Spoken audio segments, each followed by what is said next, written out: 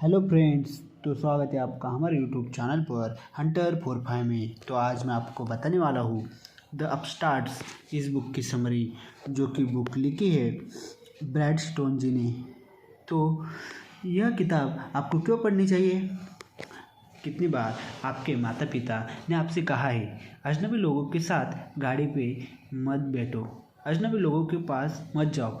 यह तो हमने भी सुना है, लेकिन कुछ बागी लोगों को यह बातें समझ में नहीं आई और उन्होंने उबर और एयरबीएनबी जैसी कंपनियां बना दी, जिसकी मदद से आप एक अजनबी की गाड़ी में बैठकर कहीं भी जा सकते हैं और किसी भी देश में एक अजनबी के घर में रह सकते हैं। यह दो कंपनियां अपने आप में नायाब है, क्योंकि यह सिर्फ कंपनियां नहीं है बल्कि एक पूरा बिजनेस मॉडल है। इस किताब में हम देखेंगे कि यह बिजनेस मॉडल कैसे काम करता है। यह किताब हमें उबर एयरबीएनबी की कामयाबी की कहानी सुनाती है। साथ ही यह हमें बिजनेस से जुड़ी नैतिकता के बारे में सब कुछ बातें बताती है। इसे पढ़कर आप सीखेंगे उबर और एयरबीएनबी की शुरुआत किस तरह हुई थी, उबर और एयरबीएनबी को किस तरह की समस्याओं का सामना करना पड़ा, बिजनेस में नैतिकता का होना क्यों ज़रूरी है। तो चलिए शुरू करते हैं हमारा वीडियो। नए ज़माने के स्टार्टअप्स को हम स्टार्टअप नहीं बल्कि अपस्टार्ट कहते हैं। दुनिया में इस वक्त दो कंपनियां हैं जो कि बहुत कम समय में $1 बिलियन का बिजनेस करने लगी। यह दो कंपनियां हैं एयरबीएनबी और उबर। इन दो कंपनियों को यूनिकॉर्न भी कहा जाता है, क्योंकि एक स्टार्टअप होने के बाद भी यह $1 बिलियन में पहुंचकर बड़ी कंपनियों से प्रतियोगिता करने लगी। इन दोनों कंपनियों की एक खास बात है कि दुनिया भर में फैले होने के बावजूद भी इनके पास खुद का कोई एसेट भी नहीं है। एयरबीएनबी देखने में दुनिया की सबसे बड़ी होटल कंपनी लगती है लेकिन उसके पास भाड़े पर देने के लिए खुद का एक भी कमरा नहीं है। ठीक उसी तरह उबर देखने में दुनिया की सबसे बड़ी कार सर्विस कंपनी लगती है, लेकिन उनके पास खुद की एक भी टैक्सी या गाड़ी नहीं है। यह दोनों कंपनियां अपनी टेक्नोलॉजी की वजह से ही इतनी जल्दी दुनिया में फैल गई। 2016 में एयरबीएनबी की कीमत $30 मिलियन थी और उबर की कीमत $68 बिलियन थी। एयरबीएनबी को इतनी तेज़ी से बढ़ने के लिए पैसा सिक्वोया कैपिटल नाम की एक वेंचर कैपिटल फर्म में दिया था। सिक्वोया ने गूगल और व्हाट्सएप में भी पैसे लगाए हैं, लेकिन एयरबीएनबी से जो फ़ायदा उसे मिल रहे हैं उसके सामने गूगल और व्हाट्सएप से मिलने वाले फ़ायदे कुछ भी नहीं है।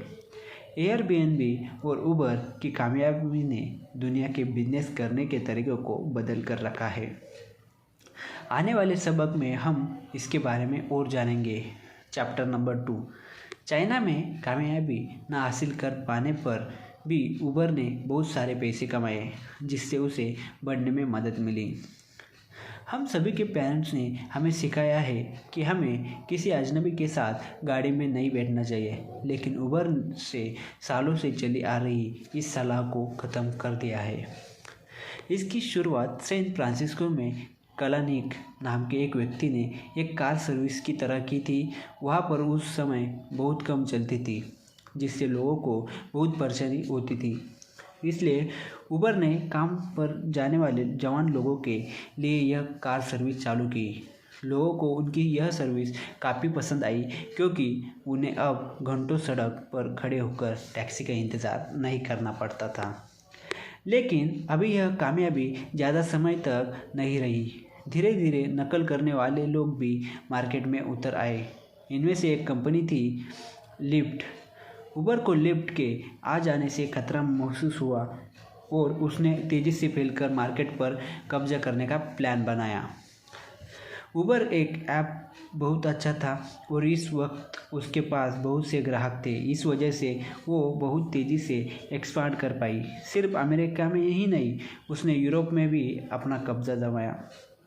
लेकिन चाइना में उन्हें मुँह की खानी पड़ी। चाइना में उबर एक बार के लिए कामयाब हो गई थी, लेकिन बाद में एक चाइनीज़ कंपनी दीदी चुकिंस उबर कर आ गई। यह कंपनी भी उबर की तरह ही लोगों को कार सर्विस दे रही थी और यह अचानक से 400 शहरों में फैल गई, जबकि उबर अब तक सिर्फ 100 शहरों में तक ही सीमित थी।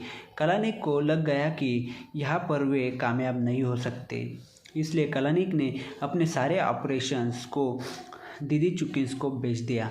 इसके बदले में उन्हें दीदी चुकिंस में 70% का शेयर मिल गया।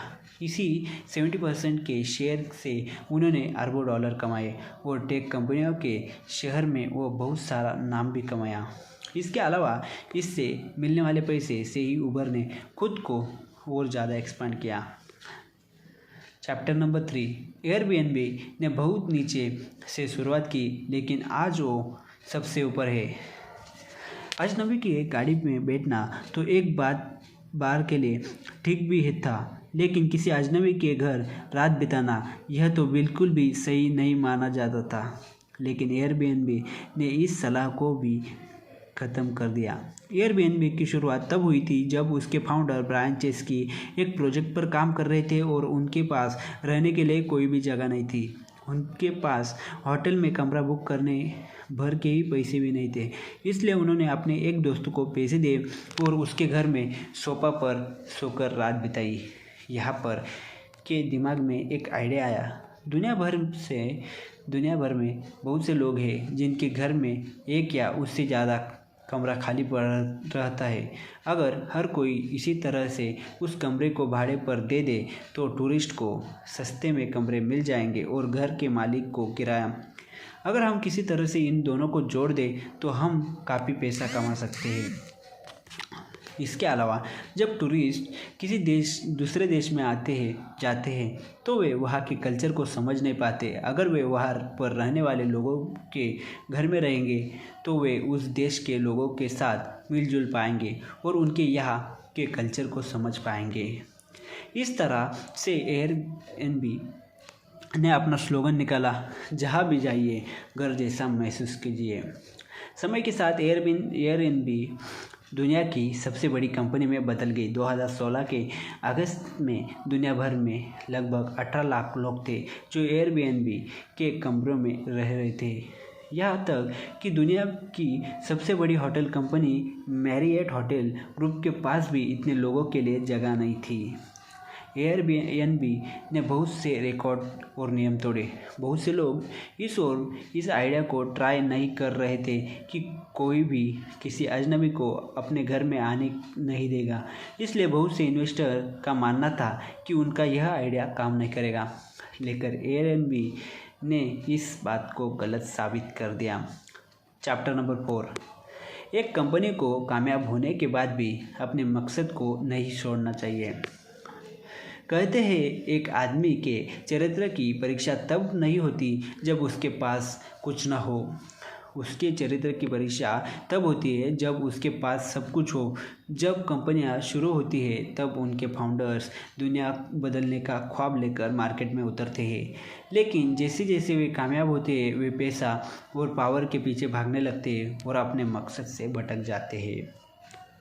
शुरुआती दिनों में एयरबीएनबी का सामना सोमवार ब्रदर्स से हुआ था, जो कि ओरिजिनल कंपनियों के ऐप की नकल करते थे और फिर मार्केट में जाकर उनसे ही प्रतियोगिता करने लगते थे। लेकिन एयरबीएनबी उनके जासों में नहीं फंसा। उसने अपने ऐप को लाजवाब बनाने की पूरी कोशिश की, जिसके उसकी नकल कर पाना नामुमकिन हो गया। सैमुअल्स का नकली ऐप विंडो उसके सामने टिक नहीं पाया। इसके अलावा एयरबीएनबी ने अपने कर्मचारियों को काम करने के लिए एक अच्छा माहौल भी दिया। वे हम किसी के से सलाह लेते थे और अपने हर कर्मचारी को महत्व देते थे। लेकिन एयरबीएनबी को अब भी सैमुअल्स से खतरा हो सकता है, इसलिए उन्हें यह सारे काम करते रहने चाहिए। दूसरी तरफ उबर अपने ड्राइवरों के साथ अच्छे से बर्ताव नहीं करता है।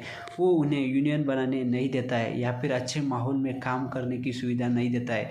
इससे यह साफ देखने को मिलता है कि उबर अपने मकसद से भटक रहा है। इन दोनों कंपनियों के हाथ में आज जितनी ताकत है उससे ही आने वाली पीढ़ियों के बिजनेस करने के और सोचने के तरीकों को बदल कर रख सकती है, लेकिन यह तभी हो पाएगा जब वे अपनी इस ताकत का इस्तेमाल अच्छे कामों के लिए करें। अगर वे भी पैसे और पावर की दौड़ में शामिल हो जाएंगे तो भविष्य का सुनहरा हो पाना मुश्किल है। हमें अब तक यह नहीं पता कि कलानिक और ब्रायन आने वाले वक्त में क्या करेंगे, बस उम्मीद की जा सकती है कि वे अपनी ताकत का इस्तेमाल सही कामों के लिए करें। तो इसका कंक्लूजन है, एयरबीएनबी और उबर दोनों ही कंपनियां ने टेक्नोलॉजी की मदद से दुनिया भर में बहुत ज़्यादा कामयाबी हासिल कर ली। खुद के एसेट ना रख कर भी उन्होंने दुनिया भर के लोगों के एसेट का इस्तेमाल करके उन्हें एक दूसरे से जोड़ने की कोशिश की, लेकिन क्या वे अपनी इस ताकत का इस्तेमाल अच्छे कामों के लिए करेंगे, यह तो आने वाला वक्त ही बताएगा। तो thank you for watching. Video अच्छा लगा होगा तो लाइक करें, शेयर करें, सब्सक्राइब करें। ऐसे ही बुक की नई समरी देखने के लिए हमारे चैनल को सब्सक्राइब करें। Hunter for pi. Thank you.